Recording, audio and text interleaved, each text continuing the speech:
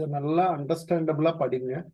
ஒரு வாட்டி நமக்கு படிச்சிருச்சுன்னா இந்த சைக்காலஜி அப்படின்ற பயம் போயிடும் நமக்கு. நல்லா புரிஞ்சுதான்னு பாருங்க. நம்மள பயமுறுத்திக்கிட்டே இருக்கும் சைக்காலஜி. இந்த 30 மார்க் இருக்கே, நம்ம என்ன பண்றது அப்படின்ற மாதிரி ஒரு பயம் இருந்துகிட்டே இருக்கும். நீங்க இப்படி எல்லாம் பிரிச்சு படிச்சீங்க அப்படின்னா டெஃபினட்டா உங்களுக்கு பயம் போயிடும். 15 மார்க் ஃபர்ஸ்ட் எடுத்துருவீங்க. அடுத்ததா உங்களோட வெற்றிக்கான இலக்கு அப்படின்றது 15க்கு மேல எடுக்கக்கூடிய ஒவ்வொரு மார்க்கும் உங்களோட வெற்றியை நிர்ணயிக்கும். சப்ஜெக்ட்ல ஒரு 85 கொஸ்டின், இதுல ஒரு 15 கொஸ்டின் அப்படின்னா நம்மளோட ஸ்கோர் பாருங்க எங்க இருக்கும் அப்படின்னா 100ல் இருக்கும். இயல்பா நான் சொல்றது 30க்கு 15 தான் நான் எக்ஸ்பெக்ட் பண்றேன் உங்கள்கிட்ட. ஃபர்ஸ்ட் நீங்க சைக்காலஜி படிச்சா 15 மார்க் எடுத்துருவாங்க. சப்ஜெக்ட்ல 110 மார்க்ஸ்ல 85 நீங்க ஸ்கோர் பண்ணியே ஆகணும். அப்ப அது ரெண்டையும் எடுக்கிறப்போ above 100. அப்ப நீங்க என்ன பண்ணிட்டீங்க அப்படின்னா லிஸ்ட்ல வந்துட்டீங்க அப்படின்னு அர்த்தம். அந்த லிஸ்ட் அப்படின்றது டிஆர்பியினுடைய CV list, certificate verification list அப்படின்னு நம்ம சொல்லுவோம். அந்த சிவி லிஸ்ட்ல நம்ம இடம்பெற போறோம் அப்படின்னு அர்த்தம். பாஸ் லிஸ்டுக்கு அப்புறம் வரக்கூடிய சிவி சர்டிபிகேட் வெரிஃபிகேஷன் லிஸ்ட். இப்போ அது வந்து நமக்கு போஸ்டிங்கா கன்வெர்ட் ஆகுதா அப்படின்றத நம்ம என்ன முடிவு செய்வோம் அப்படின்னு பாத்தீங்கன்னா, இதுக்கு மேல எடுக்கக்கூடிய ஒவ்வொரு மார்க்கும் உங்களை வந்து போஸ்டிங்கான மார்க்கா அது கன்வெர்ட் பண்ணும். அப்போ சப்ஜெக்ட் 85 பிளஸ் சைக்காலஜி மினிமம் 15, மொத்தம் 30ல 15 தான் நான் எதிர்பார்க்கிறேன். 50% பயம் போனாவே 15 மார்க் உங்களுக்கு வந்துடும். அப்போ இதுல என்ன ஆகும் அப்படின்னு பாத்தீங்கன்னா எஜுகேஷன். அப்போ கூட எடுக்கக்கூடிய ஒவ்வொரு மார்க்கும் 101, 102 இப்படி ஒவ்வொரு மார்க்கும் உங்களுக்கு இன்க்ரீஸ் ஆகிட்டே போயிட்டு இருக்கும். 105, 106. அப்போ உங்களை கொண்டே அப்படியே கொண்டே ஒரு செக்யூரபிள் பொசிஷன்ல கொண்டே உட்கார வச்சிடும். அதனால சைக்காலஜிக்கு நல்லா இம்பார்ட்டன்ஸ் கொடுங்க. நல்ல சப்ஜெக்டை நான் படிச்சு முடிச்சிட்டேன் சார், எங்கிட்ட எல்லா பேக்கப்பும் இருக்கு, நான் எப்போ வேணாலும் அதை சொல்லுவேன், அதை நல்லா ப்ராக்டிஸ் பண்ணிட்டு இருக்கேன் அப்படின்னா இந்த சப்ஜெக்டுக்கு நீங்க முக்கியத்துவம் கொடுங்க. இதுல நான் குறிப்பிட்டு சொல்லணும் அப்படின்ட்டா இந்த யூனிட் 5, 6 இதுல மட்டும்தான் ஃபுல் சைக்காலஜி இருக்கும். அப்படின்னா என்ன, கற்றல் கோட்பாடு, கற்றல் திங்கிங்கோட இருக்கக்கூடிய மற்ற எல்லா விஷயங்களும் இதுக்குள்ளதான் இருக்கும். முன்னாடி இருக்கிற 3 யூனிட், ஃபர்ஸ்ட் 3 யூனிட் பாத்தீங்கன்னா அப்படின்னா எஜுகேஷன் கான்செப்ட் தான் ஃபர்ஸ்ட் 3 யூனிட். அப்புறம் தமிழ்நாடு வளர்ச்சி இது மாதிரி எல்லாம் வரும். ஜிகே மாதிரி போயிடும். இந்த யூனிட்ல இருந்து தான் அடுத்த ஒரு வரக்கூடிய யூனிட். கடைசி யூனிட் ஒரு சின்ன யூனிட் தான். 8வது யூனிட் எல்லாம் பாத்தீங்கன்னா உங்களுக்கு ஒரு சின்ன யூனிட்டா தான் இருக்கும். ஒரு 3 யூனிட் நல்லா தரவு பண்ணி வச்சிருக்கோம். அதுல ஃபர்ஸ்ட் ப்ரையாரிட்டி உங்களுக்கு லேர்னிங்ஸை நாம எடுத்துருக்கோம். Learning, learner, learning process, learning situation அப்படின்றதுல டைப்பும் சேர்த்து படிச்சிருக்கணும். இதுல நான் உங்களுக்கு சேர்க்க போறது டைப்ஸ் ஆஃப் லேர்னிங்கும் கூட. ஓகே, இதுல 6 கட்டமா நம்ம பிரிச்சிருக்கோம். 6 வகுப்புகளா நம்ம கொண்டு போய் ஆகணும்.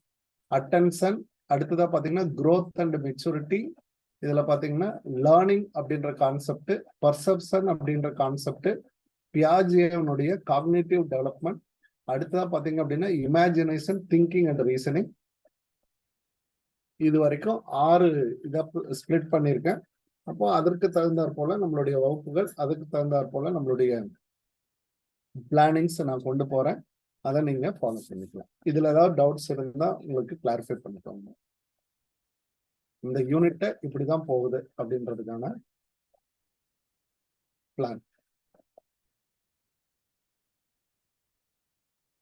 ஓகே, இப்போ லேர்னிங் அப்படின்றதுல இருந்து நம்ம ஆரம்பிக்க போறோம். நீங்க பயப்படவே தேவையில்லை. இது எல்லாமே பாத்தீங்க அப்படின்னா பியூர் உங்களுடைய சைக்காலஜி எஸ்கே மங்கல்ல இருந்து தான் நான் எடுத்திருக்கேன். அதனால வந்து நீங்க பயப்பட்டு பெருசா எதையும் திங்க் பண்ண தேவையில்லை. அதனால இந்த மெட்டீரியல் படிச்சாவே உங்களுக்கு சைக்காலஜி படிச்சதுக்கு சமம். அதாவது எஸ்கே மங்கல் அப்படின்றத படிக்கிறதுக்கு உங்களுக்கு சமமானவை.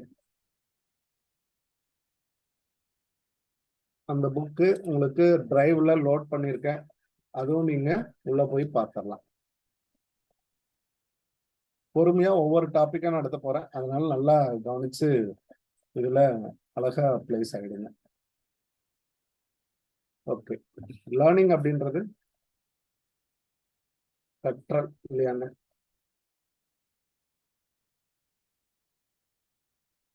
An individual starts learning immediately after his birth. ஒரு சாதாரண மனிதன் எப்பொழுதிலிருந்து கற்கிறான் அப்படின்னா அவனுடைய பிறந்ததிலிருந்து கற்றுக்கொள்கிறான்.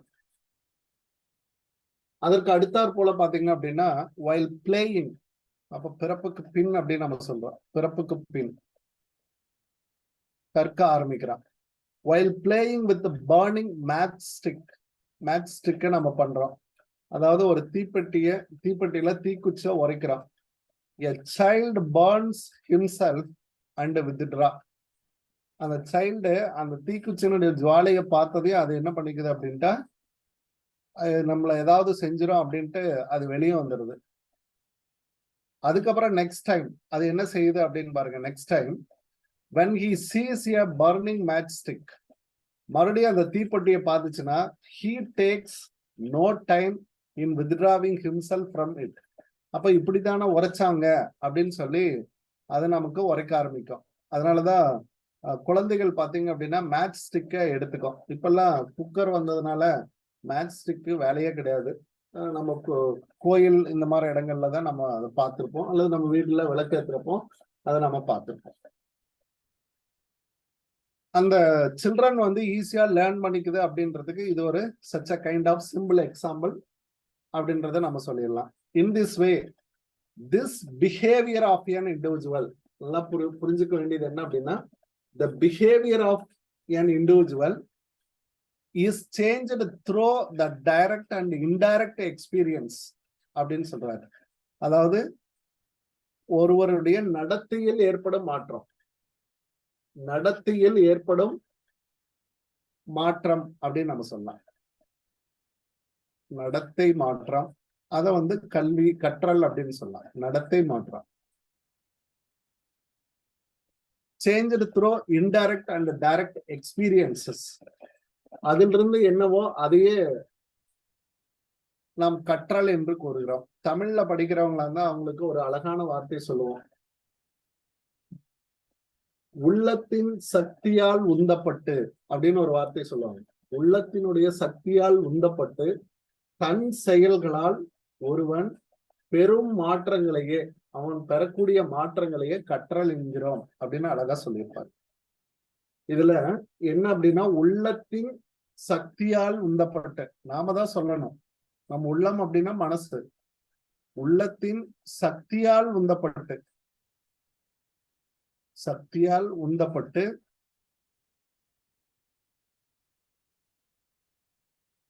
தன் செயல்களால், தன்னுடைய செயல்களால், தன் செயல்களால் ஒருவன் பெரும் மாற்றம் அப்படின்னு அர்த்தம். அவனுக்கு ஏற்படக்கூடிய ஒருவன் பெரும் மாற்றம், பெரும் மாற்றம் என்னன்னு சொல்லலாம், கற்றல் அப்படின்னு சொல்றாங்க. தமிழ்ல பாருங்க அழகா இருக்கு. இதே வந்து ஸ்கின்னர் சொல்லுவாரு. ஸ்கின்னர் இந்த டைரக்ஷன்ல ஸ்கின்னர் என்ன சொல்றாரு அப்படின்னா, அட்ஜஸ்ட்மெண்ட் அப்படின்ற ஒரு வார்த்தையை சொல்லுவார். கற்றல் என்பது படிப்படியாக, கற்றல் என்பது படிப்படியாக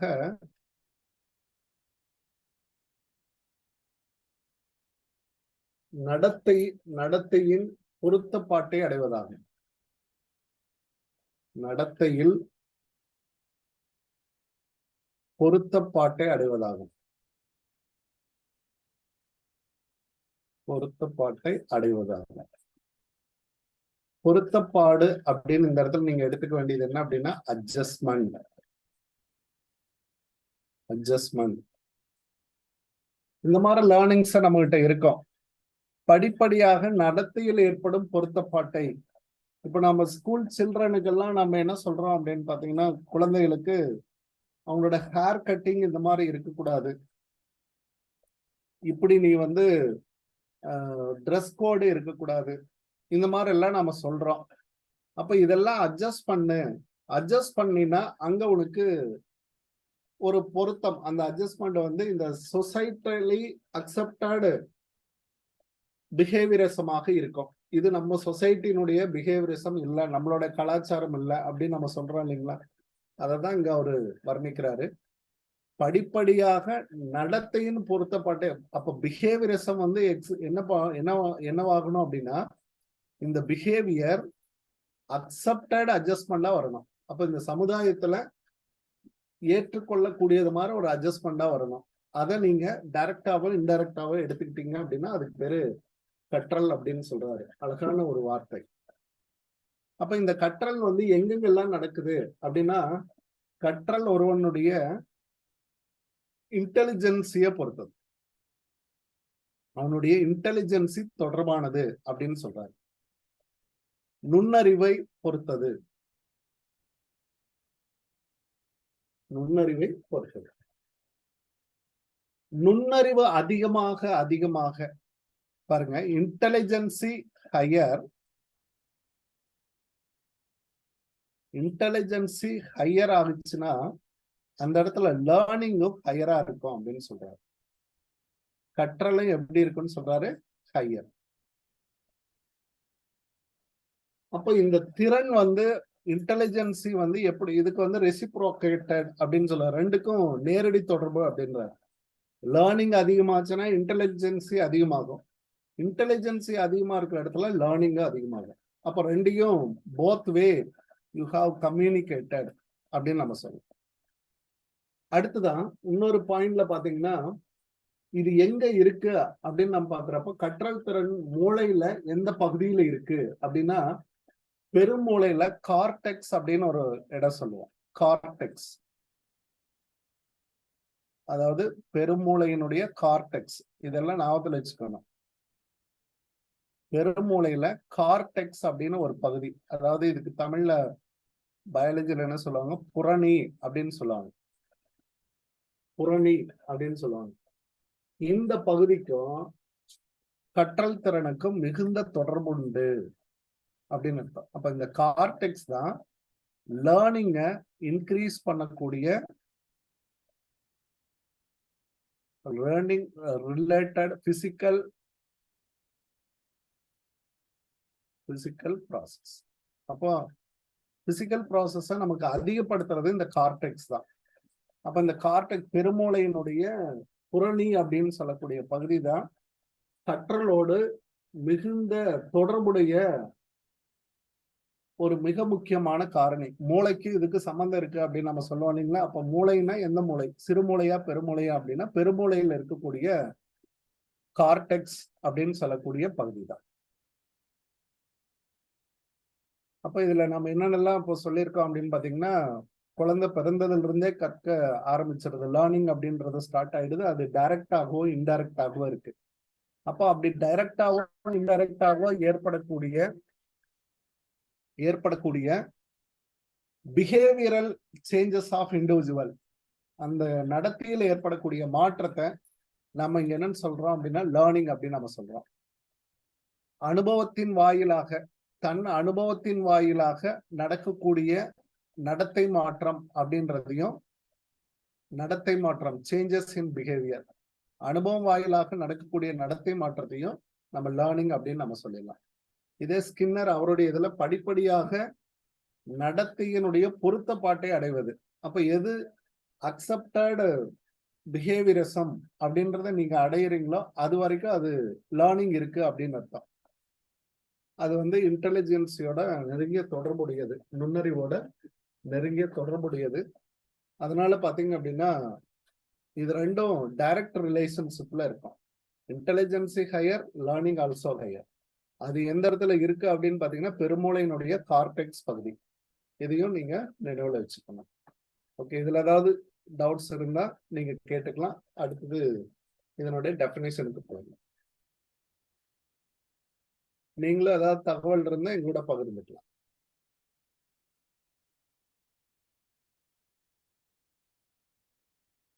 இப்போ இதை ஏன் வந்து மனிதர்களுக்கும் விலங்குகளுக்கு டெஸ்ட் பண்ணி பார்ப்பாங்க, அதுக்கப்புறம் மனிதனுக்கு தான் இதை வந்து சொல்லுவாங்க. இதுல என்ன reason why it's higher as a human learning is higher than the animal learning? ஒரு விலங்கு கத்துக்கிறதை காட்டிலும் மனிதன் கத்துக்கிறதுனுடைய இது சொல்றதுக்கான காரணம் என்ன?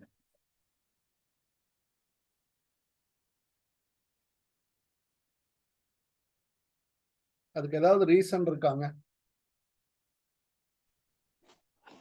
இந்த ஓரறிவு, ஈரறிவு, ஐந்தறிவு அப்படின்னு பயன்படுத்துறோம்ல சார். அதோட லேர்னிங் வச்சு டெஸ்ட் பண்றாங்க சார். அதோட புரிஞ்சுக்கணும்னா அப்ப அதை கம்பேர் பண்ணும்போது மனிதன் வந்து ஈஸியா புரிஞ்சுப்பான் அப்படின்றது. ஆமா. அப்போ ஓரறிவை கத்துக்குது அப்படின்னா கண்டிப்பா 6 அறிவு கத்துக்கும். ஈரறிவு கத்துக்குது அப்படின்றப்ப 5 அறிவு உடைய ஜீவன் கத்துக்கிடுதுன்னா அப்ப கண்டிப்பா மனுஷனும் புரிஞ்சுக்குவான் அப்படின்றதுதான் இதுல அதிகம். இதுக்கு இன்னொரு காரணம் என்ன அப்படின்னா, விலங்குகளை காட்டிலும் மனுஷன் இருக்கக்கூடியது என்ன அப்படின்னா ஆர்வ மிகுதி அப்படின்னு ஒரு வார்த்தை சொல்றான். இன்ட்ரெஸ்ட் அப்படின்றத ஒண்ணு இருக்குங்களா? அந்த இன்ட்ரெஸ்ட நம்ம எப்படி சொல்லலாம் அப்படின்னா, பலதரப்பட்ட தூண்டல்கள் மூலம் நீங்க உருவாக்கலாம். இந்த ஆர்வ மிகுதியை எப்படி உருவாக்கலாம்? Created by stimuli. நீங்க நிறைய ஸ்டிமுலிய உருவாக்கி இந்த ஆர்வத்தை கொண்டு வரலாம். இப்போ இந்த இந்த தூண்டல் அப்படின்னு நம்ம சொல்லுவோம். இதுக்கு பேரு தூண்டல். தூண்டலை அதிகப்படுத்தி நீங்க என்ன பண்ணலாம் அப்படின்னா உருவாக்க முடியும். ஆனா அனிமல்கிட்ட இதை செய்ய முடியாது அப்படின்றாங்க. என்ன சொல்றாங்க? அனிமல்கிட்ட இதை நீங்க செய்ய முடியாது. இந்த ஸ்டிமுலி வாயிலாக அவங்களுக்கு ஆர்வத்தை கொடுக்க முடியாதா? ஆனா மனுஷன்கிட்ட வந்து நிறைய கொடுக்கலாம். ஒரு பரிசு பொருள் நம்ம அனௌன்ஸ் பண்றோம்னு பாருங்க. இப்போ படிப்புல ஒரு ஸ்லோவா இருக்கான், அப்போ சில பரிசு பொருள்கள்லயும் அவனுக்கு கொடுத்து நீங்க படிக்க வைங்க. இப்போ இந்த எக்ஸாம்ல நீ நல்லா ஸ்கோர் பண்ண அப்படின்னா I will give it a pen for you. ஒரு அழகான பேனா வாங்கி தரேன். இதெல்லாம் நம்ம ஆஃபர் பண்ணுவோம் இல்லைங்களா? இதெல்லாம் அவங்களுக்கான ஸ்டிமுலி. இந்த ஸ்டிமுலி இருக்கிறது தான் வந்து அதாவது விலங்குகளை காட்டிலும் மனிதனுக்கு தான் அதிகம். அடுத்தது அப்சர்வேஷன் அப்படின்றது ஹியூமன் பீயிங்க்கு தான் அதிகம். பை இன்ட்ரெஸ்ட் இன் இது. அடுத்தது அப்சர்வேஷன். கண்டினியூஸ் லேர்னிங்கும் மனுஷன்கிட்ட தான் அதிகம். கண்டினியூஸ் லேர்னிங் அப்படின்றதும் தொடர்ந்து அவன் கத்துக்கிட்டே இருப்பான். புதுசு புதுசான விஷயங்களை கத்துக்கிட்டே இருப்பான். அதனால இது எல்லாமே அதோட தொடர்படுத்தக்கூடிய இம்பார்ட்டன்டான ஆஸ்பெக்ட்ஸ் அப்படின்னு நம்ம சொல்றோம். இப்போ மனுஷனுக்கும் இவங்களுக்கும் பாத்தீங்கன்னா இந்த மாதிரி ஃபேக்டர்ஸ் வந்து டிஃபரன்சியேட் ஆயிருக்கு அப்படின்றது மட்டும் நீங்க நினைவுல வச்சுக்கோங்க. மனுஷன் வந்து தன்னுடைய அனுபவங்கள் இருந்து கற்றுக்கொள்வதும் உண்டு, பிறருடைய அனுபவங்கள் இருந்து மனிதன் கற்றுக்கொள்கிறான். அதையும் நல்லா புரிஞ்சுக்கோங்க. மற்றவங்களோட எக்ஸ்பீரியன்ஸ தெரிஞ்சுட்டு அதற்கு தகுந்தாற் போல இப்படியும் நீங்க பிராக்டிஸ் பண்ணுங்க. முன்னோர்களுடைய அனுபவம் கூட அவனை பயன்பெற வைக்கும். இப்ப நாங்க சொல்றோம் இல்லைங்களா, டிஆர்பில இப்படி எல்லாம் படிங்க, நல்ல ஸ்கோர் வரும். அப்போ அனுபவங்கள் ரீதியாக அதை ஏற்றுக்கொள்ளும் போதும் மனிதன் கற்றுக்கொள்கிறான் அப்படின்னு அர்த்தம். மொழித்திறன் வந்து ரொம்ப முக்கியமானது. இதுல ரொம்ப அவசியமான ஒண்ணு பாத்தீங்க அப்படின்னா மொழித்திறன் அப்படின்னு சொல்லுவோம். மொழித்திறன் நல்லா இருந்துச்சு அப்படின்னா அவன் ஆர்வமா படிக்கிற இதுக்கு வந்து வந்துருவான். அதனால லாங்குவேஜ் லேர்னிங் அப்படின்னு சொல்லப்படுறது அந்த மொழி ஆர்வத்தை ஃபர்ஸ்ட் தூண்டணும். அதனாலதான் லாங்குவேஜ் சப்ஜெக்டை வந்து முதன்மையாக படிப்பதற்கான காரணம். எந்த மொழியில் நம்ம பயில்கின்றோமோ அந்த மொழியில ஆளுமை இருக்கணும். அந்த மொழியினுடைய ஆளுமை உருவாக்குறது அந்த ஃபர்ஸ்ட் சப்ஜெக்ட். அந்த தமிழ் அப்படின்றது அந்த லாங்குவேஜ் வந்து நமக்கு இன்புட்டா எடுத்துக்கணும். இப்போ இதே வந்து ஹையர் ஸ்டடிஸ் வரப்போ இங்கிலீஷ் அப்படின்ற இன்புட் லாங்குவேஜ் எடுத்துக்கிறப்போ அப்போ அதுல வந்து மொழி ஆளுமை திறன் வந்து அதிகமாக இருக்கு. மொழி ஆளுமை திறன் தான் முக்கிய காரணி அப்படின்னு நம்ம சொல்லலாம். லாங்குவேஜுக்கு அதாவது லேர்னிங்க்கு ரொம்ப முக்கியமானது அப்படின்னா மொழித்திறன் அப்படின்னு சொல்லி முடிச்சு. இப்போ நம்ம டெஃபினிஷனுக்கு போயிடலாம். யார் யார் எந்த மாதிரியான டெஃபினிஷன்ஸ் வந்து கொடுத்துருக்காங்க? மர்ஃபி இவர் என்ன டெபினிஷன் கொடுக்கிறார்? ஒவ்வொருத்தர்லயும் ஏதாவது ஒரு சின்ன டிஃபரன்சஸ் வந்து இருக்கும். லேர்னிங் கவர்ஸ் எவ்வரி மாடிஃபிகேஷன் இன் பிஹேவியர், நடத்தையில் ஏற்படும் ஒவ்வொரு மாற்றமும் டு மீட் என்விரான்மெண்டல் ரிக்வயர்மெண்ட்ஸ் அப்படின்னு நம்ம சொல்றோம். எதை மீட் பண்ணுது அப்படின்னு அவர் சொல்றாரு மர்ஃபி? Environmental requirement. அப்போ சுற்றுச்சூழல்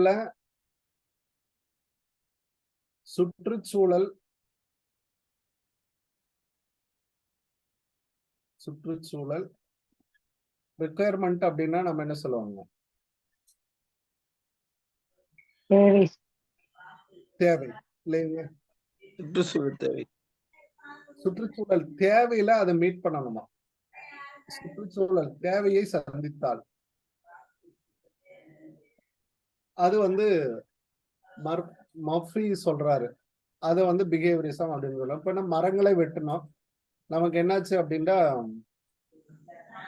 ஹீட் ட்ராப்பிங், குளோபல் வார்மிங் ஒண்ணு ஏற்பட்டுச்சு அப்படின்னு நமக்கு சொல்றாங்க. அப்ப every modification in behaviour to meet the environmental requirement, மற்றொரு மாற்றத்தை ஏற்படுத்தியே தீரும். இது மர்ஃபியோடது. அப்போ இவரு என்விரான்மெண்ட்டை பத்தி சொல்றாரு. நீங்க ஒரு இடத்துல அப்படி எழுதி வைக்கிறப்போ மர்ஃபி லேர்னிங் கான்செப்ட் எதோட தொடர்புடையதா இருக்கு அப்படின்னா என்விரான்மெண்டோட தொடர்புடையதா இருக்கு. ஓகே, அடுத்தது ஹென்ரி ஸ்மித். அவரோட learning acquisition of new behaviour. நீங்க பெறும்போது லேர்னிங் வழியே நியூ பிஹேவியர் வரும்போது the strengthening or weakening the old behavior as the result of experience. அப்போ புதிய ஒரு நடத்தை உங்களுக்குள்ளே வரும்போது நீங்கள் எடுத்துக்கொள்ளும் போது அப்போ பழைய நடத்தை நமக்கு என்ன ஆகுது அப்படின்னா ஒன்னா ஸ்ட்ரென்த் ஆகுது, இல்ல அப்படின்னா வீக்னஸ் ஆகுது. அப்ப இல்ல நாம இது வரைக்கும் பண்ண மெத்தடு தவறு, நம்ம இனிமேல படிக்கிற மெத்தடு தான் கரெக்ட். இந்த மாதிரி நம்ம சொல்றோம் இல்லைங்களா? இது வரைக்கும் நான் ஃபெயிலியர்ஸுக்கு நிறைய ரீசன் இருக்கு, இனிமேல் நான் பாஸ் பண்றதுக்கான ரீசன் இதுதான் அப்படின்னு சொல்லி நம்ம உருவாக்க. அப்ப ஸ்ட்ரென்தன் பண்ணணும், இல்லை அப்படின்னா அந்த ஓல்டு பிஹேவியர் வீக்னஸ்ல இருக்கும். ரெண்டுல ஏதாவது ஒண்ணு நடந்தே ஆகும் அப்படின்னு சொல்றாரு. அப்போ இவருடைய ஸ்மித்தோட இதுல என்ன சொல்றாரு அப்படின்னு பாத்தீங்கன்னா நியூ பிஹேவியர் வந்து நம்ம எதை அஃபெக்ட் பண்ணோம் அப்படின்னு சொல்றாரு? ஓல்டு பிஹேவியரை அஃபெக்ட் பண்ணோம் அப்படின்னு சொல்றது. ஒண்ணு ஸ்ட்ரென்த்தை வலுப்படுத்தும், இல்லைன்னா வலுவிளக்க செய்யும் அப்படின்றதுதான் ஹென்ரி ஸ்மித்தினுடைய டெஃபினிஷன். வுட்வொர்த் என்ன சொல்றாரு அப்படின்னா எனி ஆக்டிவிட்டி கால்டு லேர்னிங், எந்த செயலா இருந்தாலும் அதுல என்ன இருக்கு அப்படின்னா கற்றல் இருக்கு. so far as it develops the individual, develop பண்ணுது. அது வந்து எப்படி சொல்லலாம், in any respect, good or bad, ரெண்டு விதமா அவனை டெவலப் பண்ணும். Makes him alter behaviour and experience different from otherwise would have been. அப்போ learning any activity alter behaviour அப்படின்னு சொல்றாரு. எந்த ஆக்டிவிட்டி வேணாலும் நம்மள என்ன பண்ணுவோம் அப்படின்னா ஆல்டர் பிஹேவியர். அப்போ நம்மளுடைய நடத்தையை அது என்ன பண்ணுது, ஆல்டர் பண்ணுது அப்படின்ற ஒரு வார்த்தையில சொல்லி முடிச்சாரு. இது வுட்வொர்த்தோட லேர்னிங் ப்ராசஸ். அடுத்தது கின்ஸ்லே, கேரி, இவங்களுடைய ப்ராசஸ் என்ன சொல்றது, லேர்னிங் டெஃபினிஷன் என்ன சொல்றது அப்படின்னா the process by which behavior, broader சொல்றாரு, is originator or changes in the practice or training. அதாவது நீங்கள் எடுத்துக்கொள்ளும் ஒரு பயிற்சியோ அல்லது செயல்முறையோ உங்களோடது நடத்தையில் மாற்றத்தை கொண்டு வரும் அப்படின்ற ஒரு விஷயத்த சொல்றாரு. அப்போ இதன் மூலமா நீங்க என்ன பண்ண முடியும் அப்படின்னா சேஞ்சஸ் அடைய முடியும் அப்படின்னு அர்த்தம். அப்போ பயிற்சியின் மூலம் நாம என்ன செய்யலாம், நடத்தை மாற்றத்தை உருவாக்க முடியும். இது லேர்னிங் அப்படின்றாரு கேரி, கின்ஸ்லே அண்ட் கேரி. நடத்தை மாற்றத்தை உருவாக்கினால் அது லேர்னிங் அப்படின்றாரு. பாருங்க, ஒவ்வொருத்தரும் ஒவ்வொரு கான்செப்டோட தான் இருக்காங்க. ஒருத்தர் என்விரான்மெண்ட் ஓல்டு பிஹேவியரை ஸ்ட்ரென்தன் பண்ணும் அல்லது வீக்னஸ் பண்ணும் அப்படின்னு ஒருத்தர் சொன்னாரு. எந்த ஆக்டிவிட்டியா இருந்தாலும் பிஹேவியர் எல்லாம் ஆல்டர் பண்ணாலும் சரி, குட் ஆர் பேட், எப்படி இருந்தாலும் சரி, பிஹேவியரை ஆல்டர் பண்ணிச்சா அது லேர்னிங். இன்ஸ்ல என்ன சொல்றாரு, பயிற்சியின் மூலமே நடத்தை மாற்றத்தை உருவாக்கினால் அது லேர்னிங் அப்படின்னு சொல்றாரு. இது வந்து என்ன அப்படின்னா அன் எபிசோட் அப்படின்னா ஒரு பகுதி அப்படின்றாரு. லேர்னிங்கிறது ஒரு பகுதி which motivated individual attempt to adopt his behavior so as to succeed the situation. அப்போ இந்த சுச்சுவேஷனை எதிர்கொள்வதற்காக அவருக்கு கொடுக்கக்கூடிய ஒரு செயலூக்கம் அப்படின்னு சொல்றாரு. அப்போ செயலூக்கத்தின் ஒரு பகுதி, கொடுக்கப்படும் செயலூக்கத்தின் ஒரு பகுதி ஒரு பிஹேவியர் மாற்றத்தை ஏற்படுத்தினால் சக்சஸ்ஃபுல்லான சுச்சுவேஷனை உருவாக்குது அல்லது அட்டைன் த கோல் அப்படின்னா அது வந்து லேர்னிங் அப்படின்னு சொல்றாரு. க்ரோ. ஏன்னா ஒவ்வொருத்தருக்கும் பாருங்க ஒவ்வொரு விதமான இதில் இருக்கு. அக்யூசேஷன் ஆஃப் ஹேபிட் அப்படின்னு சொல்லிட்டாரு. புதிய, அதாவது ஒரு பழக்கத்தை ஏற்படுத்துவது, பழக்கத்தை ஏற்படுத்துவது. நாலேஜ், ஆட்டிடியூடு எது வேணாலும் இருக்கலாம். Knowledge, attitude, new ways of doing, புதிய வழிகளை கற்றுக்கொள்வது. Operate is an individual attempt to overcome obstacles, தடைகளை தகர்த்தெறிவது. தகர்த்தல், தடைகள் ஏதாவது இருந்தா அதையே தகர்த்துருங்க. டு அட்ஜஸ்ட் நியூ சிச்சுவேஷன், அந்த தடைகளை எல்லாம் தகர்த்துட்டு புதிய ஒரு சிச்சுவேஷன்ல நம்ம அட்ஜஸ்ட் ஆகிறது. அங்கேயும் அவரு ஸ்கின்னர் சொன்ன இதான் பொருத்தப்பாட்டை அடைவது அப்படின்னு ஒருத்தர் சொன்னார் இல்லையா. நடத்தை மாற்றம் ஒரு சரியான பொருத்தப்பாட்டை அடைஞ்சது அப்படின்னா அதுக்கு பேரு லேர்னிங் அப்படின்னு ஸ்கின்னர் சொன்னாரு. அதே பாணியில இவரு நிறைய விஷயங்களோட சேர்த்து சொல்லியிருக்காரு. ப்ராக்ரசிவ் சேஞ்சஸ் இன் பிஹேவியர், நடத்தையில்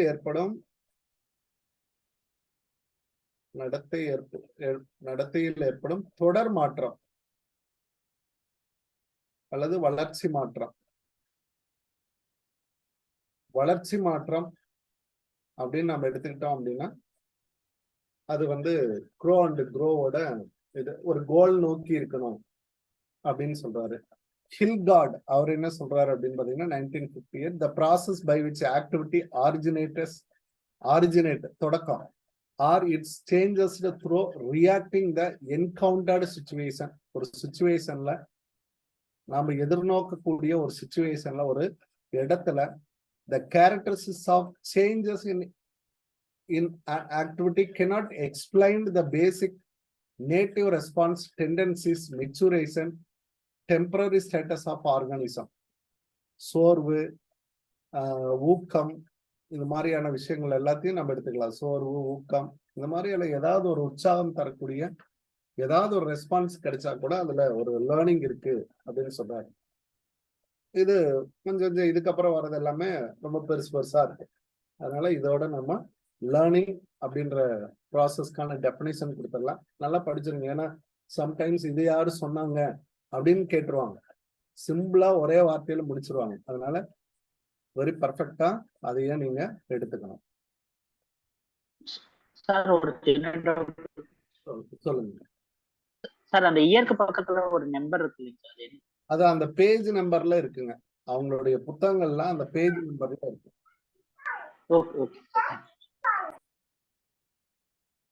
அடுத்தது லேர்னிங் ப்ராசஸ், செயல்முறை. லேர்னிங்கிறது என்ன கிடையாதுன்னு சொல்றோம், ஒரு ப்ராடக்ட் கிடையாது, செயல்பாடு. This process is continuous. இது வந்து ஒரு பொருள் அல்ல. பாருங்க, இது எல்லாமே நீங்க பாத்துக்கணும். இதெல்லாம் வரி வரியா எடுத்து வச்சிருவாங்க. லேர்னிங் இஸ் அ ப்ராசஸ், ஒரு செயல்பாடு, ஆனா பொருள் அல்ல. த ப்ராசஸ் கண்டினியூஸ், தொடர்ச்சியானது, அதே சமயம் பல படிகளை உடையது. The Smith give the verdict. இதுல என்ன சொல்ல வர்றாரு அப்படின்னா, in short, learning process involve motive or drive an attractive goal அப்படின்னு ஒரு வார்த்தை சொல்லிட்டார். மோட்டிவ் அப்படின்னா ஒரு செயலோக்கமாக இருக்கலாம், அல்லது ஒரு நோக்கமாக இருக்கலாம், அல்லது செலுத்தலாக இருக்கலாம், அது ஒரு கோலை நோக்கியது, அது அந்த கோலை நோக்கி போகுது அப்படின்னா அந்த அந்த ப்ராசஸை வந்து நம்ம என்னன்னு சொல்லலாம் அப்படின்ட்டா லேர்னிங் ப்ராசஸ் அப்படின்னு நம்ம சொல்லலாம். லேர்னிங் ப்ராசஸ் இது எல்லாமே நமக்கு இண்டிவிஜுவல் தான்.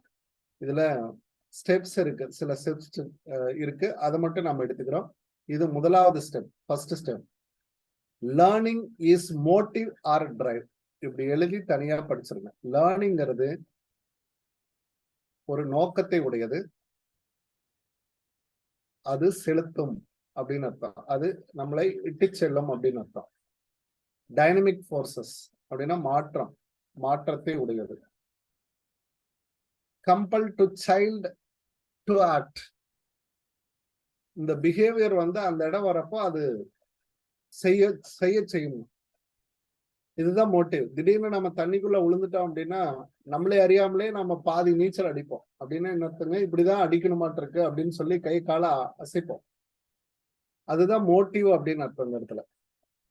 Every individual has taken care of satisfaction of his basic motive and need. அந்த பேசிக் மோட்டிவ் அண்ட் நீடுக்காக நாம வந்து போராடுவோம். இதுலதான் இந்த பசி, தூக்கம், இதெல்லாம் வந்து அந்த ஃபர்ஸ்ட் ஸ்டெப்னுடைய மோட்டிவ், ஃபர்ஸ்ட் ஸ்டெப்லயே அடங்கு. நெக்ஸ்ட் டு டெஃபினைட்னஸ், உறுதி, உறுதி. Aim and setting the goal, உறுதியா இருக்கிறது. நம்ம எடுத்த அந்த காரியத்துல, அந்த நோக்கத்துல உறுதியாக இருக்கிறது. Helping making learning purposeful and interesting. அப்போதுதான் நமக்கு என்ன இருக்கும் அப்படின்னா ஒரு ஆர்வம் இருக்குமா, லேர்னிங்ல வந்து ஆர்வம் இருக்கு, ஆர்வம் இருக்கு. இந்த வெற்றியை நான், இந்த டிஆர்பியினுடைய வெற்றியை யாருக்கு டெடிகேட் பண்ண போறேன்? என்னுடைய அம்மாவுக்கு, என்னுடைய மனைவிக்கு, இந்த மாதிரி ஒரு டாஸ்க் வச்சிருப்போம் இல்லையா, ஏதாவது ஒரு என்னுடைய கணவருக்கு அப்படின்னு உங்களுக்குள்ள ஒரு, உங்களுக்கு யாரு who has to supported for your learning அப்படின்னு நம்ம சொல்றோம்ல, அதுல அந்த உறுதித்தன்மை, இந்த கோலை அடைஞ்சே ஆகணும் அப்படின்னு சொல்றது, அந்த உறுதி ரெண்டாவதா வந்துருது. அப்போ ஃபர்ஸ்ட் நோக்கம் வந்துருது.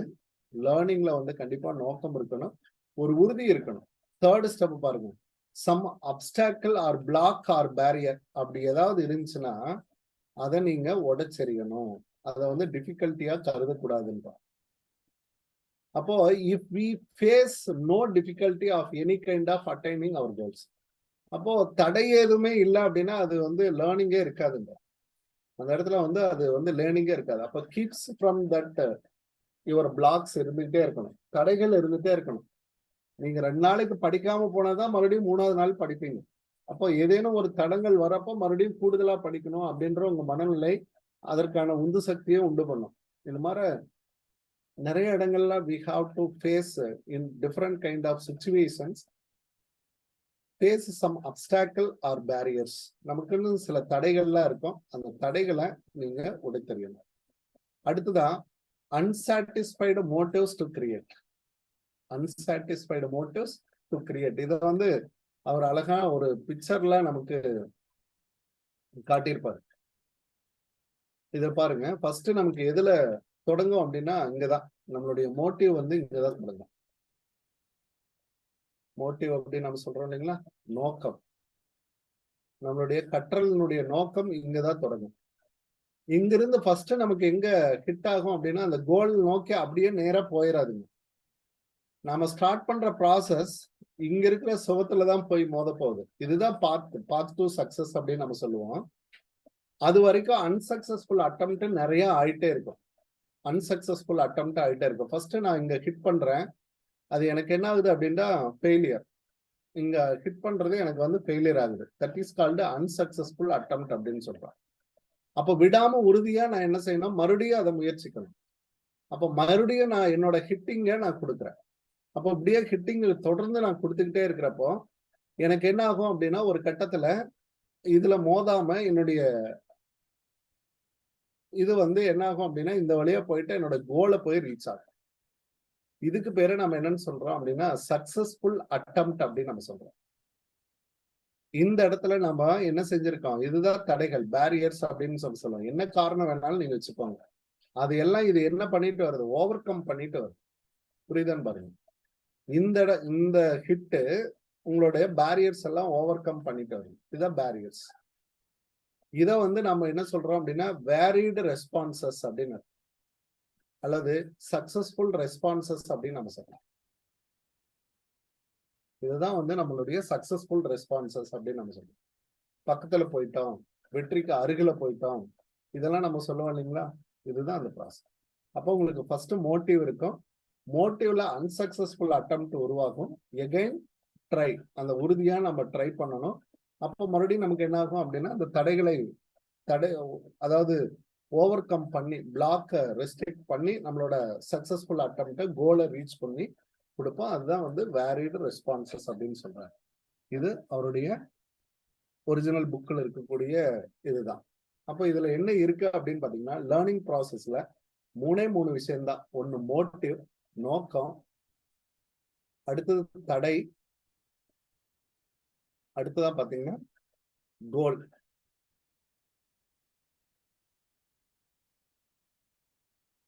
கோலுங்கிறதுக்கு என்ன சொல்லாங்க நம்ம? குறிக்கோள். இலக்கு.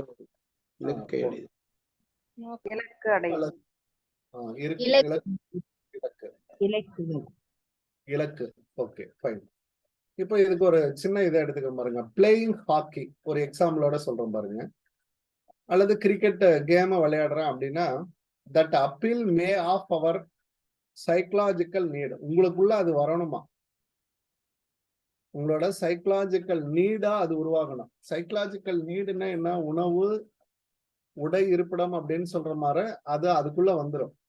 நம்ம குழந்தைங்க என்ன செய்யும் அப்படின்னு பாத்தீங்கன்னா, கிரிக்கெட்ல நல்லா ஆர்வம் உடையவர்களாக இருந்தாங்கன்னா வீட்டுக்குள்ளேயே பவுலிங் போட்டுட்டு இருப்போம். பார்த்திருக்கீங்களா? நம்ம குழந்தைகளுக்கு அதுல ஆர்வம் இருக்கு அப்படின்னு அர்த்தம். ஏமா கரெக்டா இருந்தா? ஆமாங்க சார், பேட்டிங் பண்ற மாதிரி ஆக்ஷன் பண்ணுவாங்க. அது ஒரு situation. No ball is game, but even the child is hit the batting off side and leg side அப்படின்ற மாதிரி அவனே வளைச்சு அடிச்சுக்கிட்டே இருப்பான். இதெல்லாம் அவனுக்கு வந்து அதுக்குள்ள வந்துருச்சுன்னு அர்த்தம். சைக்கலாஜிக்கல் நீட்ஸ் அப்படின்றது உருவாயிடுச்சு அப்படின்னு அர்த்தம். அதுதான் மோட்டிவ். ஓகே, அப்போ நான் என்ன செய்யறோம் அப்படின்னா, want the esteem of colleague and teachers. அவன் கூட இருக்கிற எல்லாத்துக்கிட்டையும் இதை பத்தி தான் பேசுவான். புரியுதான்னு பாருங்க. அதை வந்து அதுல அவன் கற்றுக்கொண்ட அனுபவங்களை உயர்த்தி கொண்டே இருப்பான். அதுல அவன் என்னென்னலாம் எக்ஸ்பெல் பண்றானோ அதை உயர்த்திக்கிட்டே இருப்பானோ, அந்த நாலேஜை வந்து இன்க்ரீஸ் பண்ணிட்டே இருக்கு. அடுத்தது motivated by interesting experiences may enjoy. அவனுக்கு எதெல்லாம் எக்ஸ்பீரியன்ஸ்ன்னு நினைக்கிறானோ அதெல்லாம் இன்க்ரீஸ் பண்ணிட்டே இருப்பான். அப்போ வாட்சிங் டிவி, பிளேயிங் பியர் குரூப்ஸ், அவன் கூட இருக்கிறவங்களோட விளையாடுறது, டிவியை பார்த்து ஓ இந்த ஹிட்டை இப்படி அடிச்சிருக்கலாம் அப்படின்னு சொல்றது. நல்ல நடிகர்கள் எல்லாம் பாத்தீங்க அப்படின்னா, நான் இப்போ வரக்கூடிய எல்லாருமே ஆரம்ப காலகட்டத்தில் இருந்த நடிகர்கள் முதற்கொண்டு இன்னைக்கு வரைக்கும் பாத்தீங்கன்னா அதிகமாக திரைப்படம் பார்த்தவர்கள் அப்படின்னு அர்த்தம். ஒவ்வொருத்தரும் சொல்லுவாங்க, சிவாஜி கணேசனுடைய படத்தை நான் அதிகமா பார்த்திருக்கேன், அதுல இருந்து நடிப்பை கத்துக்கிட்டேன் அப்படின்னு சொல்லுவாங்க. அந்த மாதிரி ஒவ்வொரு ஃபீல்டுலயும் இந்த மாதிரி மோட்டிவோட தான் அவங்க இருப்பாங்க. புதிய தேடலோட சேர்ந்த ஒரு விஷயம், அதுதான் மோட்டிவ்க்குள்ள அடங்கி இருக்கும். பிளாக்ஸ்ங்கிறது எப்படி இருக்கும் அப்படின்னா, லேக் ஆஃப் ஸ்கில்லா, அவங்களுக்கு வந்து அது என்ன இருக்கு, திறமை இல்லாம இருக்கும், திறன் இல்லாம. அப்ப அதுக்கு அவங்க என்ன செய்யணும் அப்படின்னா, டாஜிங், டேக்லிங் அண்ட் ஹேண்ட்லிங் த பால். அப்போ அவங்க போய் கிரவுண்ட்ல போயிட்டு அதை பிராக்டிஸ் பண்ணி பழகணும் அப்படின்றதா. எந்த ஸ்கில் இல்லை அப்படின்றத கண்டுபிடிக்கணும். ஹாக்கி விளையாடுறோம், அப்போ ஒரு பால் வந்துச்சுன்னா எப்படி டேக் பண்ணி டார்ச் பண்றது, அந்த இடத்துல நிறுத்தி அதுக்கப்புறம் அதை வேற பக்கம் வளைச்சு டேக்கிள் பண்ணி அந்த பாலை வந்து ஹிட்டிங் அடிக்கணும். இதெல்லாம் ஒண்ணு உணர்த்த வைக்கணும். அப்போ ஃபர்ஸ்ட் என்ன சொல்லுவாங்க, கிரிக்கெட்ல வந்து பந்து வருது அப்படின்னா ஃபர்ஸ்ட் பாலை தடுக்கிறது, டிஃபென்ஸ் தான் ஃபர்ஸ்ட். டிஃபென்ஸ் யாரு கரெக்டா பண்றாங்களோ அவங்கதான் ஹிட்டரா இருப்பாங்க. கிரிக்கெட்ல அது ஒரு வார்த்தை, பால் வரப்போ பாத்தீங்கன்னா ஃபர்ஸ்ட் தடுக்கணும், தடுப்பாட்டம் அப்படின்னு ஃபர்ஸ்ட் ப்ராசஸ் அதுதான். அதுக்கப்புறம் தான் ஹிட்டிங் அப்படின்னு சொல்லுவாங்க. அப்போ பிளாக்ஸ் இதுதான் நீங்க கண்டுபிடிக்கணும் அப்படின்ற.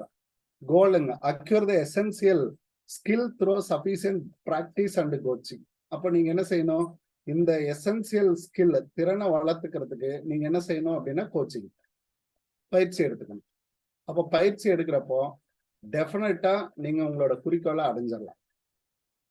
டெஃபினட்டா உங்களோட ரீச்சபிலிட்டியை நீங்க அடைஞ்சிடலாம். இப்போ நீங்க எல்லாம் எடுத்துட்டு இருக்கிறதும் பாத்தீங்க அப்படின்னா இந்த தேர்டு ப்ராசஸ்ல தான் இப்போ இருக்கீங்க. உங்களுக்கு எல்லா ஸ்கில்லுமே வந்துருச்சு. படிச்சா எப்படி இத படிக்க முடியுன்றது தெரியும், எந்தெந்த விஷயங்களை எப்படி தியரட்டிக்கல் நாலேஜ் அக்யூர் பண்ணிக்கணுங்கிறது தெரியும், அதுக்கு எபிலிட்டியை வளர்த்துக்கணுங்கிறது தெரியும். நீங்க என்ன பண்ணிட்டு இருக்கீங்க, எந்த ஸ்கில் வழியா நாம போயிட்டு நம்மளுடைய கோலை ரீச் பண்றது, அதுக்கு சரியான கோச்சிங் தான் வெரி வெரி இம்பார்ட்டன்ட். அப்ப அந்த கோச்சிங்ல தான் நீங்க இப்ப இருக்கீங்க. அப்ப மோட்டிவ் கிடைச்சது, பிளாக்ஸ் நீங்க அத லேக் ஆஃப் ஸ்கில்லுங்கிறத ஐடென்டிஃபை பண்ணிட்டீங்க. எனக்கு ப்ராப்ளம் வரல, எனக்கு தியரி படிக்க தெரியல, எனக்கு தமிழ்ல இருந்து இங்கிலீஷ் கன்வெர்ட் பண்ண தெரியல, இப்படி எல்லாம் உங்கள்ட்ட இருக்கக்கூடிய அந்த லேக் ஆஃப் ஸ்கில் எல்லாம் ஐடென்டிஃபை பண்ணிட்டீங்க. அதுதான் உங்களுடைய பிளாக்ஸ். நீங்க அடிக்கிற ஹிட் அங்கதான் போய் விழுகுது. அதே தான் நானும் சொன்னேன். நீங்க அடிக்கக்கூடிய ஹிட் எதுல போய் விழுந்துடக்கூடாது, 30 மார்க்கான சைக்காலஜில விழுந்துடக்கூடாது. அப்ப சைக்காலஜியும் உங்களுக்கான கோல் அப்படின்னு வச்சுக்கோங்க. ஒரு 15 மார்க் இலக்க வச்சுக்கிட்டீங்க அப்படின்னா அது உங்களுக்கு ஃபிட்டட் ரெஸ்பான்சஸ் அப்படின்னு அர்த்தம். That is called varied responses அப்படின்னு நம்ம சொல்றோம். ப்ராசஸ்ல அழகா சொல்லியிருப்பாரு. இதெல்லாம் பை எக்ஸ்பீரியன்ஸுங்க. நீங்க இந்த மாதிரியான தியரி எல்லாம் வந்து படிச்சு ரசிச்சு படிக்கணும். வாழ்க்கையோட சேர்த்து ரசிச்சு படிச்சீங்க அப்படின்னா லேர்னிங் வந்து எக்ஸலண்டா இருக்கும். அந்த 3 process identified as a learning process. 1 motive, second வந்து பிளாக்ஸ், 3 வந்து பாத்தீங்க அப்படின்னா கோல். இந்த 3மே இருக்கு. இதை ஐடென்டிஃபை பண்றதுக்கு அவங்க என்னென்னலாம் எடுத்துக்கிட்டாங்க. ப்ரிப்பரேட்டரி ஸ்டேஜ் ஃபர்ஸ்ட் லேர்னிங் ப்ராசஸ்ல எந்தெந்த ஸ்டேஜ் இருக்கு அப்படின்னு நம்ம வரப்போ, preparatory stage, essential learning, strong desire, essential readiness. நீங்க தயாராக இருக்கணுமா, தயாராக இருத்தல். அடுத்தது முடிவு செஞ்சு இறங்கணும், முடிவு செய்தல். ஸ்ட்ராங்கா நான் முடிவு பண்ணிட்டேன், என் முடிவை நானே கேட்க மாட்டேன் அப்படின்ற அளவுக்கு ஒரு ஸ்ட்ராங்கான முடிவு எடுத்துதான் உள்ள இறங்கணும். நீங்க ஒவ்வொரு வாட்டியும் நான் சொல்லுவேன், இந்த வகுப்புலாம் சேர்றப்போ உங்களுக்கு என்ன இருக்கணும், ஸ்ட்ராங் டிசையர் உங்கள்ட்ட இருக்கணும். நான் பாஸ் பண்ணணும் அப்படின்ற வெறி இருந்தா நீங்க கிளாஸ்ல என்ன பண்ணுவீங்க, வரக்கூடிய ஒவ்வொரு கிளாஸும் நீங்க அட்டென்ட் பண்ணுவீங்க. டெஃபினட்டா ரீச் டு சக்சஸ். அப்போ லேர்ன் சம்திங். இந்த வகுப்புல நான் சம் வாட் ஏதோ ஒன்று லேர்ன் பண்ணிட்டேன் அப்படின்றது உங்களுக்கு புரியுமா? அப்போ பிசிக்கலாவும் மென்டலாவும் நீங்க ரெடி ஆகணும். இதுதான் மெச்சூரிட்டி. முதிர்ச்சி இருக்கணும், முதிர்ச்சி இருக்கணும். புரியுதான் பாருங்க. பிசிக்கலாவும் மென்டலாவும் நீங்க மெச்சூர்டா இருக்கணும். ப்ரீவியஸ்லி அக்வயர்டு நாலேஜ், அதை பத்தி நான் ஏற்கனவே அந்த அறிவை பெற்றிருக்கிறேன் அப்படின்றப்போ அந்த எபிலிட்டி எதை நோக்கி வச்சிருக்கணும் அப்படின்னா கோல் செட்டிங்கோட வச்சிருக்கணும், கோல் செட்டிங்கோட சேர்த்து வச்சிருக்கணும். Parent and teachers should try to fix appropriate level. அப்ப அந்த மாணவர்கிட்ட வந்து நம்ம என்ன செய்யறோம், appropriate level of aspiration, அவாவு நிலை அப்படின்னு சொல்லுவாங்க. அப்படின்னா உனக்கு இந்த மாதிரியான ஸ்கில் எல்லாம் இருக்கு, நீ இந்த வழியில போ, நீங்க வந்து கரெக்டா சக்சஸ் ஆயிடலாம் அப்படின்னு சொல்லி அவங்களோட பேரண்ட்ஸும் அவங்களுடைய டீச்சரும் அவங்கள வந்து மோட்டிவேட் பண்ணணும். அந்த அவாவு நிலைய ஆஸ்பிரேஷன் கொடுத்துக்கிட்டே இருக்கணும். எம்எஸ் தோனின்னு ஒரு படம் வந்துச்சுன்னு நினைக்கிறேன். அந்த படத்துல பாத்தீங்க அப்படின்னா அந்த ஸ்கூல்லயே சொல்லுவாங்க, தோனி விளையாட ஆரம்பிச்சுட்டா நிறைய 6 வரும் வாங்க அப்படின்னு சொல்லி ஸ்கூல்ல கூப்பிடுவாங்க. டீச்சரை ஓடி வந்து பார்ப்பாங்க, அவங்களோட பேரண்ட் எல்லாம் வந்து பார்த்துட்டு இருப்பாங்க. அது வந்து அந்த சீன் வந்து என்ன அப்படின்னு பாத்தீங்கன்னா it is a preparatory stage. அப்ப பாத் ஆஃப் லேர்னிங் அப்படின்னு நம்ம சொல்லலாம். பாத் ஆஃப் லேர்னிங் இந்த அந்த அந்த வழி அப்படி. Okay, task of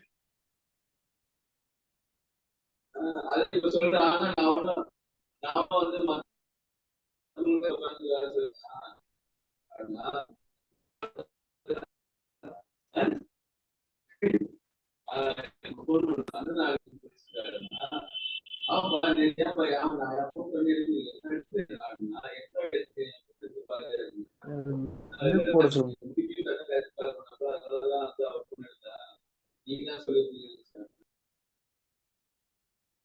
Okay. The task of actual learning by learner. Second, the task of actual learning by learner. அப்போ சுச்சுவேஷன் நமக்கு வந்துடுது. அப்போ நான் என்னுடைய நிலையை உணர்ந்து கொண்டேன் என்றால் அதான் லேர்னிங் சுச்சுவேஷன். இது ஒரு பகுதியா நமக்கு கொடுத்துருப்பாங்க. பட் அந்த இடத்துல பெருசா எதுவும் இருக்காது. அப்போ நீங்க ஃபர்ஸ்ட் என்ன அண்டர்ஸ்டாண்ட் பண்ணிக்கணும், உங்கள்ட்ட இருக்கிற quality, speed, effectiveness, learning depends இந்த கைண்ட் ஆஃப் லேர்னிங்ல தான் நான் படிக்கிறேன் அப்படின்றது எல்லாத்தையும் நீங்க எடுத்துக்கணும். என்ன ஸ்பீடு, எங்கிட்ட என்ன திறமை இருக்கு அப்படின்றது எல்லாத்தையுமே நீங்க இந்த வாய்ப்புகளை எடுத்துக்கிறதா சுச்சுவேஷன் அப்படின்னு அர்த்தம். புவர் அன்ஃபேவரபிள் லேர்னிங் என்விரான்மெண்ட், நீங்க எந்த இடத்துல இருக்கீங்க. முன்னெல்லாம் சொல்லுவாங்க, அதாவது ஸ்ட்ரீட் லைட்ல உட்காந்துட்டே படிச்சுக்கிட்டாங்க, அவங்க எல்லாம் பாஸ் பண்ணிட்டாங்க.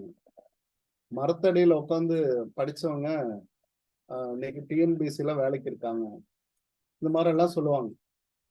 எல்லாமே அன்ஃபேவரபிள் சுச்சுவேஷன் கூட அதை ஃபேவரபிள் சுச்சுவேஷனை மாத்துறதுக்கு அதையும் ஒரு தடையாக எடுத்துப்பாங்க. அதையும் ஒரு பிளாக்ஸா வச்சு அதை ஃபர்ஸ்ட் தகர்த்தெறிவாங்க. எந்த இடமா இருந்தா என்ன, நான் படிக்கணும் அப்படின்னு சொல்லிட்டு படிக்கிற சுச்சுவேஷனை நீங்க உருவாக்கிக்கிறது தான் உங்களுக்கு சிறந்தது. அப்போ you want to change anything, you have to alone changing. நீங்க உங்களோட மாற்றத்தையே மாற்றுவதற்கான தயாராக இருப்பாங்க. The process of learning involved constant interaction. அடுத்த ப்ராசஸ்ல வருது. Learners strive to learn something. அவருக்கு தோணணுமா, புதிதாக நான் ஒன்றை கற்றுக்கொள்ள விரும்புகிறேன் அப்படின்றத ஸ்ட்ரைவ், தாகம் இருக்கணும், புதிய தாகம் இருக்கணும். அதுதான் இந்த இடத்துல அது வந்து இன்ட்ராக்ஷன் அப்படின்னு சொல்லுவாங்க. அந்த இன்ட்ராக்ஷன்லேயே கத்துக்கலாம். The process responding a situation, getting feedback. அப்போ அந்த சுச்சுவேஷனுக்கு தகுந்த மாதிரியான ஃபீட்பேக் இருக்கும். when the child strives to learn something in order to achieve his desired goal, அதனுடைய கோல் சம்பந்தப்பட்டதாகவே அதனுடைய கேள்விகள், அதனுடைய ரெஸ்பான்சஸ் எல்லாமே அமைஞ்சிருக்கணும். இதை பத்தி எல்லாம் அவங்க டீட்டெயிலா அந்த ப்ராசஸ்ல சொல்லிட்டே வராங்க. ஜஸ்ட் லைக் தட் அப்படியே படிச்சுக்கோங்க. அதே மாதிரி learning is never ending process. எப்போதுமே என்ன ஆகாது, ஒரு முடிவுக்கு கொண்டு வராது. சாகும் தருவாயில கூட நம்ம யோசிப்போமா, இப்படி வாழ்ந்திருந்தா இந்த வாழ்க்கை நல்லா இருந்திருக்கும் அப்படின்னு நம்ம சொல்லி யோசிப்போமா. The process of learning does not end only with the acquisition of certain knowledges. குறிப்பிட்ட நாலேஜ் வந்த உடனே இது முடிச்சுக்கலாம் அப்படின்னு சொல்ற மாதிரி இருக்காது. அது தொடர்ந்து அந்த பர்டிகுலர் சுச்சுவேஷனுக்கு தகுந்தாற் போல நம்ம அடாப்ட் ஆகி புதுசா லேர்ன் பண்ணிட்டே இருக்கோம். இதெல்லாமே சொல்லக்கூடிய கான்செப்ட் அதுதான். The modification seems to always process of continuous change and development. யார் ஒருவன் கல்வியை அதாவது கற்றலை தொடர்ந்து எடுத்துக்கொள்ளும் போது அவனுக்கான தொடர் வளர்ச்சிங்கிறது உருவாகிட்டே இருக்கும். இதை வந்து டொமைன்ஸ் அப்படின்னா அடுத்தது நம்ம எடுத்துக்கிறோம். முக்கிய பகுதிகள் அப்படின்னு எடுத்துக்கலாம். டொமைன்ஸ் அப்படின்னா பகுதிகள். கற்றலின் பகுதிகள் அப்படின்னு நம்ம எடுக்கிறப்ப இது 3 பகுதிகளை உடையது. 3 types of domains of learning. ஒன்னு சைக்கோமோட்டார் அப்படின்னு நீங்க படிச்சிருப்பீங்க. சைக்கோமோட்டார் இது வந்து கோனேசிவ் டொமைன் லேர்னிங் அப்படின்னு நம்ம சொல்லலாம். அடுத்தது காக்னிசிவ் டொமைன் லேர்னிங் அப்படின்னு நம்ம சொல்லலாம். அஃபெக்டட். இந்த வேர்டு நிறைய இடத்துல இருக்காது. கோனேசிவ் அப்படின்னு சொல்லப்படுறது. அது வந்து சைக்கோமோட்டார் அப்படின்னா தமிழ் புத்தகங்கள், நாகராஜன் புத்தகம், மீனாட்சி சுந்தரம், இதுலெல்லாம் அதை மட்டும்தான் எடுத்திருப்பாங்க. இது வந்து நம்மள்ட்ட இருக்கக்கூடிய திறன் தொடர்பான காரணிகள். இது அறிவுசார் காரணிகள். எமோஷன்ஸ் அப்படின்னு சொல்லுவோம் இல்லையாங்க, அது அஃபெக்டிவ் எமோஷன்ஸ், ஆட்டிடியூட், இதெல்லாம் சார்ந்த காரணிகள். இதை வந்து அஃபெக்டிவ் லேர்னிங்ஸ் அப்படின்னு நம்ம சொல்லலாம். இந்த 3 தொடர்பான காரணிகளோட இந்த டொமைன்ஸ் வந்து நமக்கு உருவாகுது. எது என்ன செய்யும் இதை மட்டும் பாருங்க. ஃபர்ஸ்ட் சைக்கோமோட்டார் அப்படின்னு சொல்லக்கூடியது டூயிங் அப்படின்ற வார்த்தையோட இருக்கும். செயல் அப்படின்றது ஒரு பிஹேவியர்ல டூயிங் செயல் இருந்துச்சு அப்படின்னா செயல்பாடு உடையதாக இருந்தால் அது கோனேசிவ்ல வரும். இதுல என்ன ஆக்டிவிட்டி பாருங்க, வாக்கிங் போறது, ரன்னிங் போறது, டான்சிங் ஆடுறது, மோல்டிங், ட்ரிங்கிங், நாட்டிங், முடிச்சு போடுறது, இந்த மாதிரி ஒவ்வொரு செயலை நம்ம செஞ்சுக்கிட்டே இருப்போமா. இந்த செயல் எல்லாமே ஃபர்ஸ்ட் ப்ராசஸ். அதனாலதான் இதுக்கு பேரு இது வந்து performed through action as well as sense of organ. நம்மளுடைய அறிவு அதாவது நம்மளுடைய ஐம்புலன் சார்ந்தது அப்படின்னு நம்ம சொல்லுவோம். காலு நடக்கணும் இல்லையாங்க, ஐம்புலன் சார்ந்தது. கண்ணு பார்க்கணும், சீயிங், டான்சிங், இந்த மாதிரி ஒவ்வொன்றும் நம்ம சொல்லுவோம். அதனால இதுக்கு பேர் adequate physical and motor development இருக்கணும். இந்த செய்யணும் அப்படின்னா உங்களுக்கு என்ன இருக்கணும், பிசிக்கல் அண்ட் மோட்டர் டெவலப்மெண்ட். பிசிக்கலா இருந்தா மட்டும் போதாது, அது ஒரு ஆக்ஷனோட இருக்கணுமா.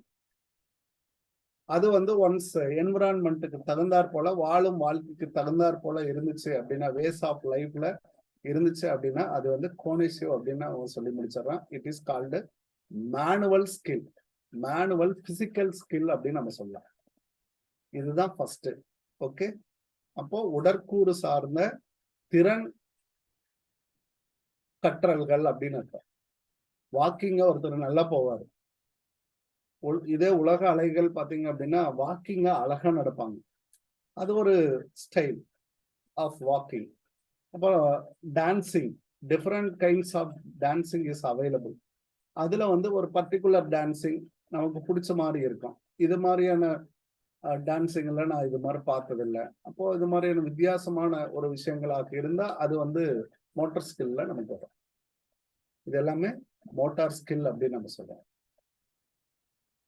இப்போ பிசிக்கலாகவும் மேனுவலா நீங்க செய்யக்கூடிய ஸ்கில் அப்படின்னு அர்த்தம். Motor skill. சாப்பிட்றது கூட இதுலதான் வரும் ஸ்கில். ஈட்டிங், இது எல்லாமே இதுதான் புலன் சார்ந்த செயல்பாடுகள் அப்படின்னு சொல்லலாம்.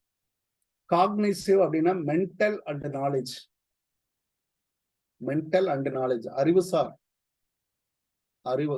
காக்னிசிவ் அப்படின்னா இந்த வார்த்தையை நல்லா நினைவுல வச்சுக்கோங்க, அடிக்கடி வந்துகிட்டே இருக்கும். அறிவுசார் அப்படின்னு அர்த்தம். காக்னேட்டிவ் பிஹேவியர் அப்படின்றா, இது உடற்கூறு சார்ந்த மாற்றம். இது வந்து உடற்கூறு சார்ந்த மாற்றம் அப்படின்னு சொல்ல, இது அறிவு சார்ந்த மாற்றம். அப்ப இதுல என்ன கேரக்டரைஸ் ஆயிருக்கு அப்படின்னு பாத்தீங்கன்னா திங்கிங். இதுல வந்து நமக்கு டூயிங் செயல் அப்படின்றது இருந்துச்சு. இதுல வந்து செயல் அப்படின்றது இருந்துச்சு. இதுல திங்கிங். திங்கிங்னா என்னமா,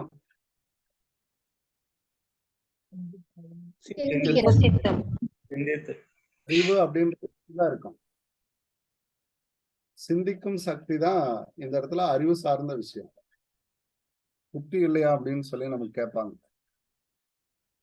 அது மாதிரி இதை செஞ்சுட்டீங்களே இதுக்கு அப்படின்னு சொல்ல முடியாது. இமேஜினேஷன், திங்கிங், சிந்திக்கிறது, எக்ஸ்பிளைன் பண்றது, ஜெனரலைஸ் பண்றது, சம்மரைஸ் பண்றது, இன்டர்பிரட் பண்றது, எஸ்டிமேட் பண்றது, இது எல்லாமே ஒரு டீச்சர் அப்படின்றவங்க காக்னிசிவ் ஸ்கில்லோட இருக்கணும். ஜெனரலா நல்லா படிச்சவங்களுக்கு இந்த ஆற்றல் அதிகமா இருக்குன்றான். அவங்க ஒரு மேனேஜராகவோ அல்லது ஒரு பெரிய பெரிய நிறுவனங்களை வழிநடத்துபவர்களாக இருக்காங்க. The accusation of intellectual competencies, academic ability, ரெண்டுக்கும் நெருங்கிய தொடர்பு இருக்கு. அப்ப இது எல்லாமே பாத்தீங்கன்னா அகடமிக் எபிலிட்டியோட தொடர்பு. யாரு இந்த துறையில் சார்ந்து அவங்க வராங்களோ அவங்க அந்த விஷயத்துல அதிகமான செயல்பாடு உடையவர்களாக இருப்பாங்க. The mental and intellectual development, harmonious adjustment with oneself and environment. அப்ப பாருங்க, படிச்சவனுக்கு தான் இந்த உலகத்துல எந்த மாதிரி நாம பொழைச்சா பிரச்சனை இல்லாம பொழைக்க முடியும் அப்படின்றதெல்லாம் தோணுமா. அவனை அட்ஜஸ்ட் பண்ணிக்குவான். ஒன் செல்ஃப், தன்னைத்தானே அட்ஜஸ்ட் பண்ணி கொள்வான் அப்படின்னு. ஹார்மோனியஸ் அட்ஜஸ்ட்மெண்ட் அவன் எடுத்துப்பான். இந்த செஞ்சா சட்டத்தால் நாம பாதிக்கப்படுவோம் அப்படின்றது அவனுக்கு தெரியும். அப்போ அதை வந்து அவன் எடுத்துக்காம இருப்பான். அந்த விஷயங்கள் எல்லாம் இந்த அறிவு சார்ந்த சிந்திக்கும் சக்திக்கு தான் ரொம்ப முக்கியத்துவம் வாய்ந்தது. அடுத்தது பார்த்தோம் அப்படின்னா அஃபெக்டிவ். அஃபெக்டிவ் அப்படின்றதுல நமக்கு என்னென்ன ப்ராசஸ் வருதுன்னு பாருங்க. ஃபீலிங், உணர்ச்சிகள். இதுல ஃபீலிங், உணர்ச்சிகள் வருது. அப்போ ஃபர்ஸ்ட் உடற்கூறு அதனுடைய செயல்பாடுகள் எல்லாம் கோனிசிவ்ல வருதுங்க. அடுத்தது காக்னிசிவ் அப்படின்றதுல அறிவு, சிந்திக்கக்கூடிய சக்தி. மூணாவதுல ஃபீலிங் வந்துடுது. அப்போ the performance of activity, happy, sad, சோகமா இருக்கிறது, மகிழ்ச்சியா இருக்கிறேன், கோபமா இருக்கிறேன், கூலா இருக்கேன், எமோஷன்ஸை வெளிப்படுத்துறது, லைக், டிஸ்லைக், பிடிச்சிருக்கு பிடிக்கல, attitude, interest, holding values, idea, இது எல்லாமே இதுல வரும். இதுக்கு பேர் என்ன சொல்றான்? சோசியல் ஸ்கில் அப்படின்னா. Emotional maturity, the right human being. இந்த மூணாவது விஷயத்தை அவன் எடுத்துக்கிறப்ப தான் அவன் வந்து ரைட் ஹியூமன் பீயிங்கா தன்னை மாற்றிக்கொள்கிறார். சரியான மனிதராக மாற்றிக்கொள்கிறார். இந்த உலகத்துக்கு தகுந்தாற் போல சரியான மனிதராக மாற்றிக்கொள்கிறார். அப்ப இந்த மூணுமே ரொம்ப முக்கியங்க. ஒண்ணு ஃபர்ஸ்ட் இருக்கிறது ரொம்ப பார்ட்ஃபுல்லா நமக்கு ரொம்ப முக்கியம். அதே மாதிரி செகண்டும் அதற்கு தகுந்தாற் போல அட்ஜஸ்டிவா இருக்கு. மூணாவது அதே மாதிரி இருக்கு, சைக்கோமோட்டரும் அதே மாதிரி இருக்கு. அப்ப இதை வந்து நாம உருவாக்குறோம். இதுதான் ஃபர்ஸ்ட் வரக்கூடியதுங்க. இதுதான் ஃபர்ஸ்ட் நம்மளோட இது. ரெண்டாவது காக்னிசிவ் நாம கொடுத்துருக்கிறது. மூணாவது அஃபெக்டிவ். உணர்ச்சிகள் எல்லாத்துக்குமே இருக்கும், இருந்தாலும் அதை ரிசீவ் பண்றது, ரெஸ்பாண்ட் பண்றது, வேல்யூ ஆர்கனைசிங், கேரக்டரைசிங் அப்படின்னு நம்ம சொல்லுவோம். வரவேற்கிறதுல பல்வேறு விதம் இருக்கு. அதை வந்து ரிசீவ் பண்றதுல அந்த ப்ராப்பரைசேஷன் அப்படின்னு நம்ம சொல்லுவோம். இதெல்லாம் அஃபெக்டிவ் லேர்னிங்ஸ், நம்மள அஃபெக்ட் பண்ணுவோம் அப்படின்றது. அது மாதிரியான தொடர்புடைய வார்த்தைகள் எல்லாம் நம்ம இந்த இடத்துல கொண்டு வந்திருக்கோம். பர்செப்ஷன் கூட புலன்காட்சி தான். புலன்காட்சி அப்படின்னு சொல்றதுனால கண் வழியா பாக்குறது, காது வழியா கேட்கறது. இந்த புலன்காட்சி கூட பர்செப்ஷன்ல தான் வரும். மெக்கானிசம், காம்ப்ளெக்ஸ், அடாப்ஷன், ஆரிஜினைசேஷன், தொடக்கம். இதுல எல்லாம் பாருங்க, இந்த காக்னிசிவ் சார்ந்த விஷயம் பாத்தீங்க அப்படின்னா இததான் வந்து ப்ளூம்ஸ் வந்து எடுத்திருப்பாரு. ப்ளூம்ஸ் டாக்ஸானமி அப்படின்னு நம்ம சொல்லுவோம் இல்லைங்களா. கொஸ்டினை வந்து வடிவமைச்சோம் அப்படின்னா ப்ளூம்ஸ் டாக்ஸானமில தான் வடிவமைக்கணும். இது பின்னாடி நமக்கு ஒரு பாட